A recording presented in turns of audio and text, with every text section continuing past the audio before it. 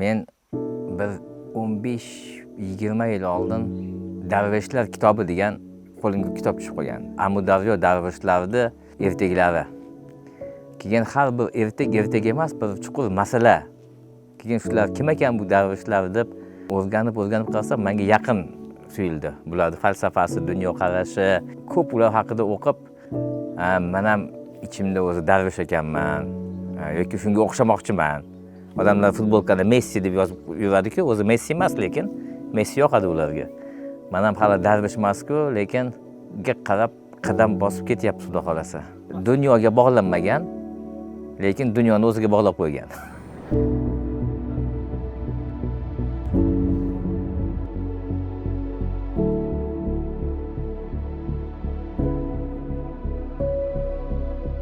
Bu yerda bunaqa ketadi.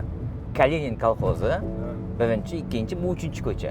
Mana uchinchi ko'cha, bu yerda dadamni tog'asi yashardi. Fizkulturadan o'qituvchi edi. Dadamni tog'asi dadamdan kichkina edi. Mana hovuz, mana kichkina. Mana shu yerda men cho'milishdi, suv ko'proq edi, hozir suv yo'q ekan mana. Mana shu yerda cho'milardik. Men kachalkadan suv olardim. Birinchi suv quyish kerak edi. Paqirni olib, suv quyib, qilish kerak edi. Mana shu yerda yuvinardik. Yoki suv tez oqsa, kulcha qilishardi-ku, bo'lardim. Tandirdan issiq bo'lardi. Qali kulchani otib, anaqa suvni shumib olardim, ham bitta olib yerdik. Suv bunaqa kattaroq ariqlar bor-ku. Qo'rqmasdan turbani shunaqa kichkina edik, mana hozir. Mana shu turbadan narigi tomondan chiqardik-da. Mana yoshlikdan riskli bo'lgan ekansiz. Vashshi. Assalomu alaykum. Yaxshimisiz? Yaxshimisiz? Rahmat. Yaxshimisiz? Bu devor yo'q edi. Amakim uyi. Mana shu suv turardi, bitta qozonda ovqat qilinardi. Mana shu yerdan chiqib pomidor, mana hammasi ekilib, pomidor, bodring, karam, hammasi bu yerda bor. Bu yerda yotardik yoki mana shu yerda. Bu yerda bizda ertalabki nonushta qilardik keyin. Televizor bor edi. Televizor mamlaqa edi mana.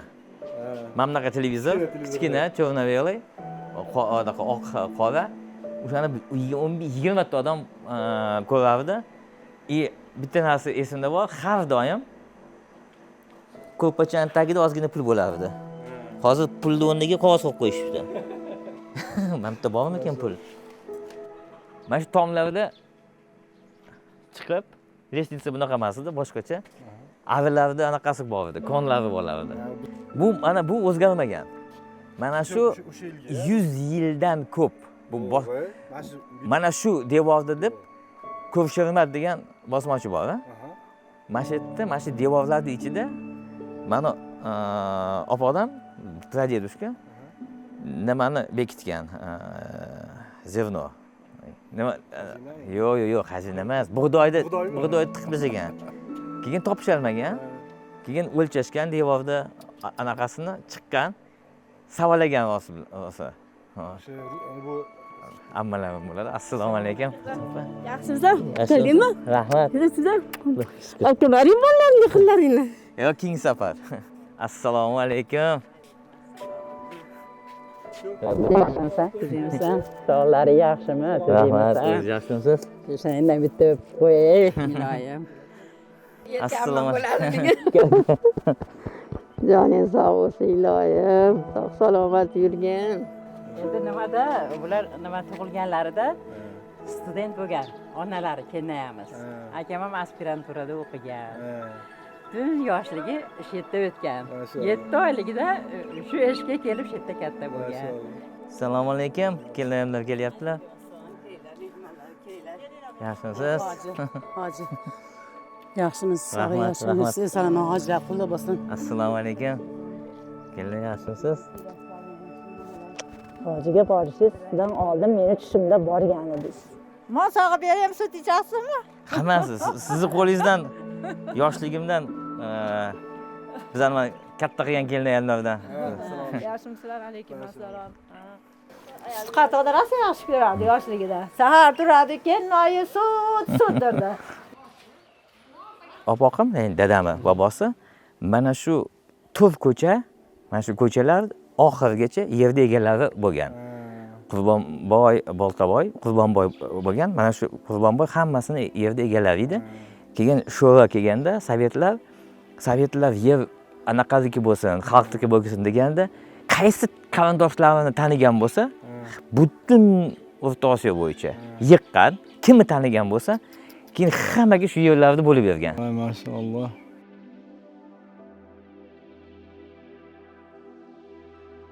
Dadam mana shu yerlarda o'sgan. Biz hozir Marhamat, eng qadimgi Ersh shahri, Xitoylar buddizm bo'lgan, bir bunaqa zoroastrizm bo'lgan joylar.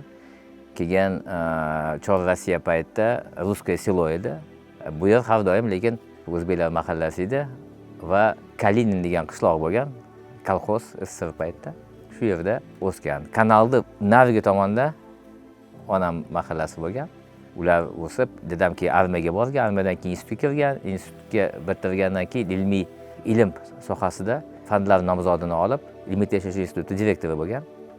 Ayam vrach, pediatr bo'lgan. Shu aytaylik, o'sha paytda intellektual, o'qimishli olimlar, ziyoli odamlar hisoblangan. Xudoga shukr, shunaqa bir ziyoli, to'g'ri qadriyatlar, halol ilm qadri qo'yilgan oilada o'sganmiz. Uyimizda har doim ko'p kitob bo'lgan. Ayamiz noyob kitoblar, noyob jurnal, gazetalar har xil olib berib, shunga dunyoni savollariga to'liq javob berib, izlanishda to'xtamaslikka bir turtki bergan.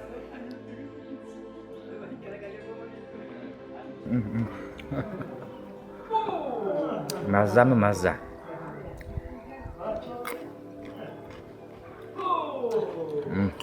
Ko'zim yoshligimdan tug'ma yaxshi emas edi va kitob yana ham ziyon yetkazib qo'yishi mumkin deb ayam meni o'zi avaylaydi. Qiyin ishlardan, kitob o'qishni ham taqiqlar edi. Kechasi kitoblarni bekitib qo'yardi va shuni anaqa bir kalitga ham bekitib qo'yardi.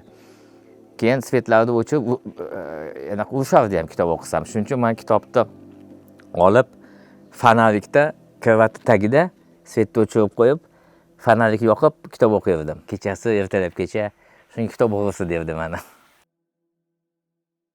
Esimda bor, yoshligimda tili chuchuk deb, bu bir nuqson deb ayam doktorga olib borgan. Tilini kesib qo'yish kerak. Kessa, shu V harfini ayta oladi. Shunaqa nuqsonim bor degan edi. Doktor aytib, bu nuqson emas. Bu boshqa bolalarga o'xshamaslik. Bu boshqacha bola. Keyin menga yetib qaradi-da, hammasi V'ni gapiradi. Sen boshqalarga o'xshamaydigan bola bo'lyapsan va shu sening xususiyating nuqson emas, bu sening xususiyating. Shu xususiyatingni seni qizlar yaxshi ko'rib qoladi. Hammaga o'xshamoqchimisan yoki yo'qmi deganda, yo'q deganman. 3-sinfda. Shu miyamga tushib qolgan. Muammo yoki nuqsonga ega emasman. Men imkoniyatlarga va boshqacha xususiyatlarga ega bo'ladigan bola ekanman.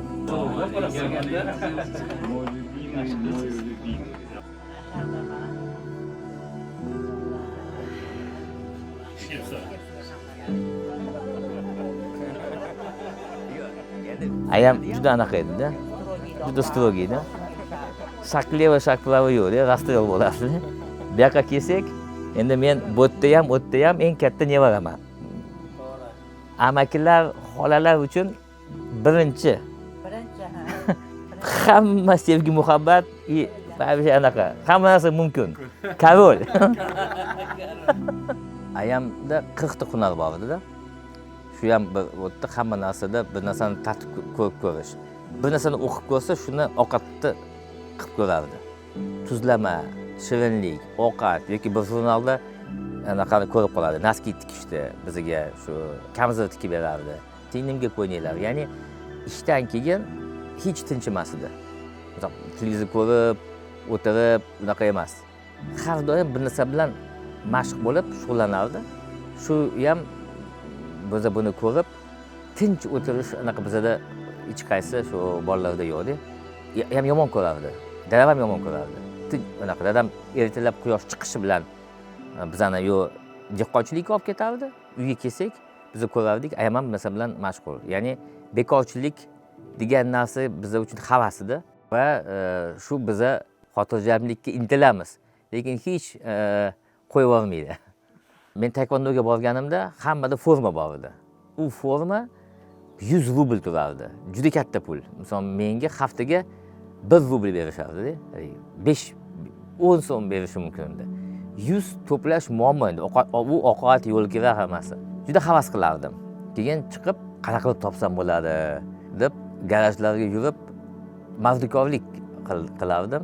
Esimda bor, shu 12-13 yoshda garajlarda nima mashinalarni yonida bor anani olib kelib anaqa yugurdik bola bo'lib ishlardim. Nima desa qilib 2-3 oy ichida 100 rublni to'plab, mana shu havasda menda ham shu taekvondoni formasi bo'lsin, haqiqiy forma. Ana ayam tikib bergan edi, lekin u original emasdi. Menga lekin olib bermas edi. Bilardim, imkoniyati yo'q edi. Keyin shuni oldim, kelib xursand bo'lib, aya mana ishlab pul topib taekvondoni formasini oldim desam, yaxshi dedi. Men o'ylaganman, sen birinchi topgan pulingni onangga olib kelib berasan deb o'ylaganman. Настроение yo'q. Yana borib ishlaganman. Ayamga pulni olib kelib berish. Unga pul kerak emas, endi shunaqa tarbiyada. Birinchi onangni o'ylashing kerak, keyin o'zingni. Menga bir darslik bo'lgan shu payt.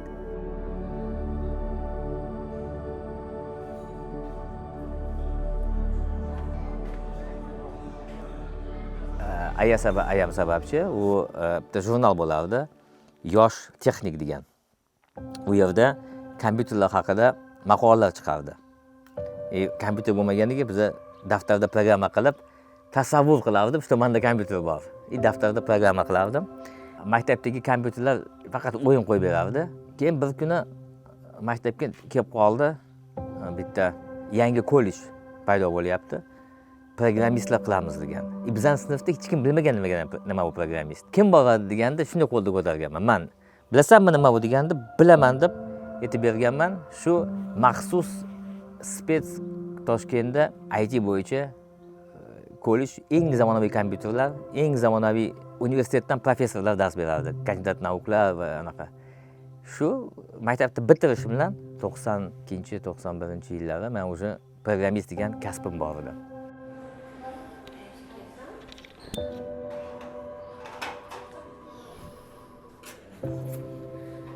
Men maktabdan keyin diniy ta'lim olaman deb, o'sha misol ozgina Abduqosim madrasasida o'qiyman deb maqsadga tayyorlangan paytda baribir borganingizda o'sha yerda musulmonlar idorasini bosmaxonasi bor. Men kompyuterni bilaman. Любой oylikka baribir ertalab kelyapman, ketyapman, shu yerga ishga oling deganda, xo'p deyishdi. Shu bosmaxonani boshlig'i taniqli, hozir taniqli Shayx Abdulaziz Mansur edi. Shuni qo'liga tushganman. U yerda ham son bitta kompyuterchi bor edi, Alisher aka. Kechalari matematikadan dars berardi, kunduzi u yerda kompyuterchi bo'lib ishlardi. Shu paytda kelganimda engi Saudiyaning qiroli Shayx Muhammad Soliqqa nimaga bergandi, bir ehson qilib dunyoning eng zo'r kompyuterlarini O'zbekistonga shu diniy idoraga berilganda, aytaylik O'zbekistonda bunaqa yo'q. Hech qayerda yo'q kompyuterlarga shunaqa duch kelib qolganman. Shu yerda o'rganib, qiziquvchanlik qilib, mana shu kompyuterlarda birinchi mishka, u kelgan 5 yildan keyin ko'rishgan qo'ygan joylarda, yoki birinchi lazerli printer, yoki birinchi aytaylik video montaj uskunalari. Ertalab hammadan oldin kelib, 1 soat oldin kelib, o'rganib, kechasi hammadan keyin ham qolib ishlardim. Olardim bilimni tarqatardim. Keyin bir kech payt taqillatib kelishdi. Bitta programma yozib berish kerak. Kimga? Prezident devoniga. Prezident devoniga men 19 ga kirayotgan paytda programmani yozganman. Programmani yozib, keyin o'zim programmalarni borib prezident apparatida tarqatganman. Disklar bor edi. Hamma keyin ular bir-biridan ko'chirardi. Ko'chirganda programmist kim yozganligi haqida o'tda so'tovlar yo'q edi. Meni uy telefonim yozilgan edi. Uyimga telefon qilardi davlat maslahatchilari. Anaqa, kimsan? Qanaqa sani anaqa ular даже bilmagan shu. Men o'sha yerda keyin men kelib turaman desam, chaqirib, ular ham ustozda, katta odamlar. Men qayerga tushib qolganimni bilmayman. Faqat IT haqida gaplashaman. Har bir bu bir katta narsalarga erishgan odamlar kelib, men dachamga qo'yib berdi kompyuterda, endi kompyuterga o'tganda men uni ham o'rgatganman. Lekin men kompyuterchi bo'lganim uchun qayerda yuribman, bu odamlar kimligini men bilmayman, tasavvur qilmayman. Men uchun kompyuter tushunmagan odam to'poy odamda va ular uchun ham qiziq bola bo'lgan. Qarasa bu bola hech narsa miyasida ham yo'q, hech so'ramaydi o'zi uchun. Hech narsa, kimnidir aka men bitta yordam bering, bunaqa degan ko'zda ham yo'qda. Shuni ham ancha 1-2 yil nima qilganimda gaplashganda immunitet paydo bo'ladi. Katta odamlardan qo'rqmaslik. Mana shu har xil tasodiflar bilan kelajakda katta sotuvni qilganda, boy, endi katta sotuv deganda shu 1-2 million programma hali noma'lum o'sha bo'lmaydigan narsa natijasi nima bo'ladi bilmaydi, lekin o'zimda shunaqa o'zida uverenность, shular hammasi shu 18, 19, 20 yoshda shakllanadi.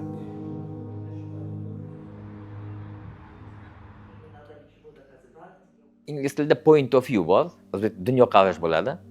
Odam bittasi bilan shug'ullanib, etan chap o'ngni ko'rmasligi mumkin-da. Men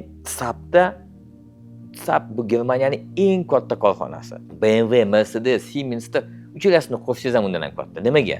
Ya'ni qimmat korxona. Chunki dunyoni 2000 ta eng katta korporatsiyalarda muvaffaqiyatga erishishga yordam bergan kompaniya, raqamlashtirish orqali. Bu kompaniya 10 yil meni shunga o'rgatgan.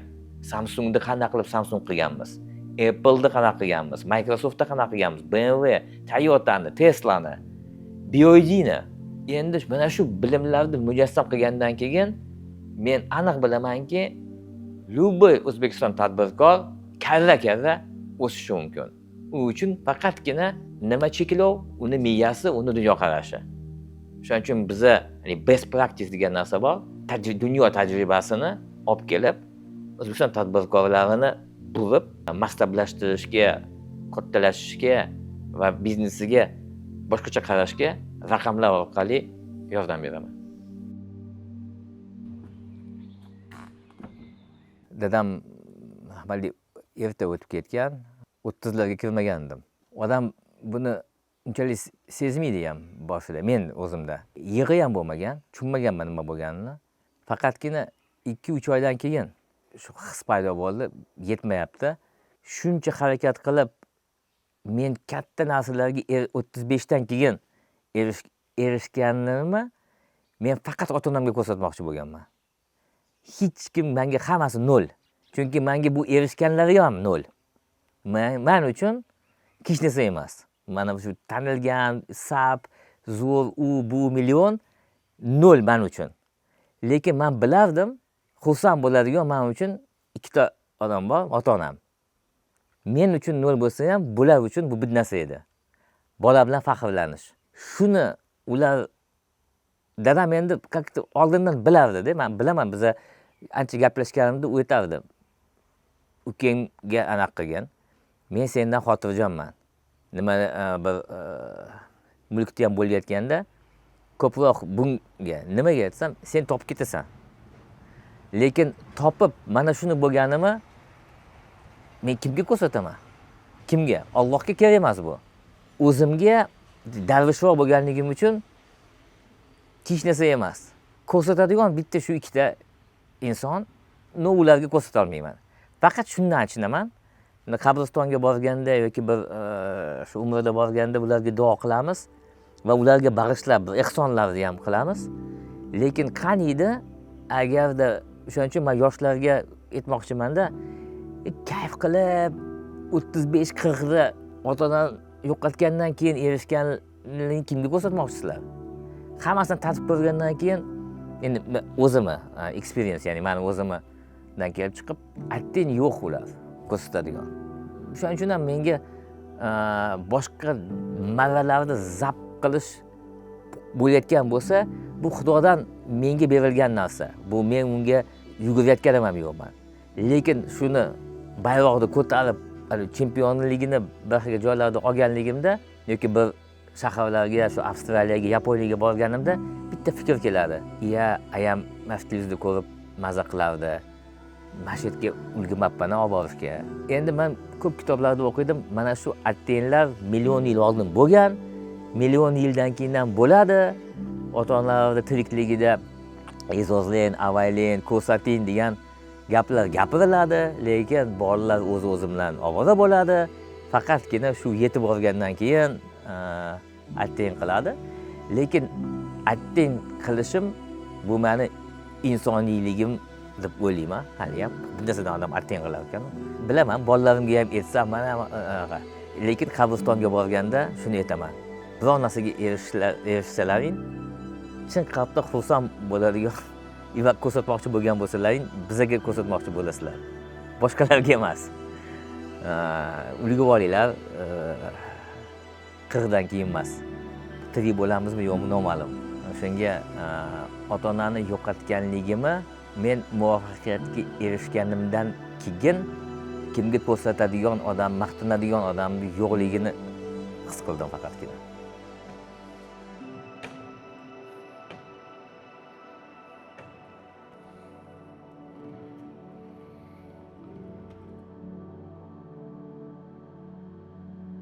Yoshlarda juda zo'r, go'zal vaqt.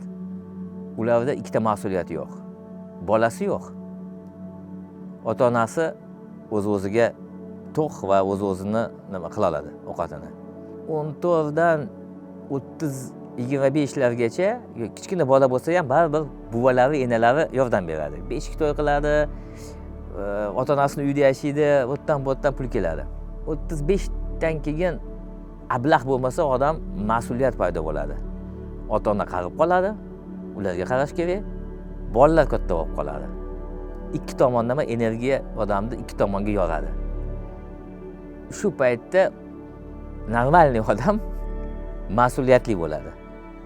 Shuning uchun yoshligidagi laziz, mas'uliyatsiz, orqa oldiga qaramasdan harakat qilgan. Chunki uyda xolodilnik bor, ota-onasi bor. Aya o'zi ishga borib keladi. O'ziga to'q, bizga kerak emas. Dadamizni yo'qotib qo'ygandan keyin onam qattiq kasal bo'lgan va bolalar ham katta bo'lib qolgan.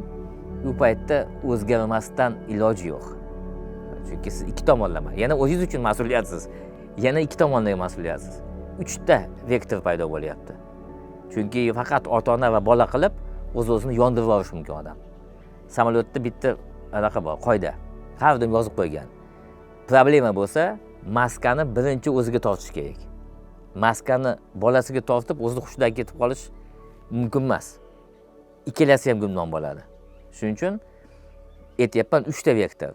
O'ziga qarash, o'zi o'sish, bolalarni o'stirish, ota-onaga qarash. Shu paytda avtomatim odam o'zgaradi. Dunyo qarashi, hammasi. Normalniy odam shunaqa bo'ladi. Paytimi lahziz boshqacha bo'lishi mumkin emas edi. Maslow nazariyasi bo'yicha men 1-chi, 2-chi, 3-chi tabaqani yechib bo'lganman o'zimga. Ya'ni pulga ehtiyoj, muhtojlik yo'q.